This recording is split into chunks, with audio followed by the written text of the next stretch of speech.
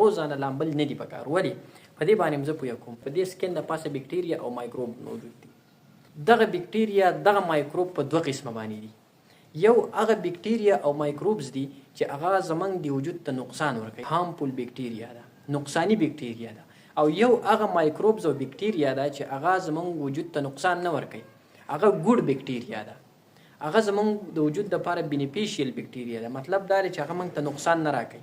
دغه ګوډ بکټریا کار دا دی چې دا زمونږ په دې سکن په چمړې باندې د پاسه دا کم بیډ بکټریا ده، د هارمفول بکټریا او مایکروبز دي، دا خوري، دا ختموي زمونږ د وجود نه. دویم یې دا کار دی چې زمونږ سیل ریپیرینګ کېږي، په دې کې هیلپ کوي.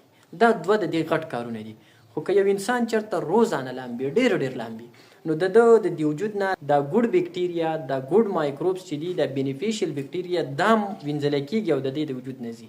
یو خو به موږ ته د سکن انفیکشن کېږي، صحیح ده، دا یو مسله شوه. ګوډ بکټریا تا واشکله ودینځله د وجود نه لاړه د سکن نه، نو موږ ته به سکن انفیکشن کېږي. دویم دا چې د ډېر زیات صابون د استعمال د وجې نه زموږ د دې مخ نه کم آیلز چې دي، کم تیل راوځي په دې وړوکو سرو باندې، هغه ختمیږي. نو د دې سره زموږ دا سکن چې دی، دا چمړه چې دا وچه پاتې شي، ډرای سکن، سپور وچ مخ پاتې شي.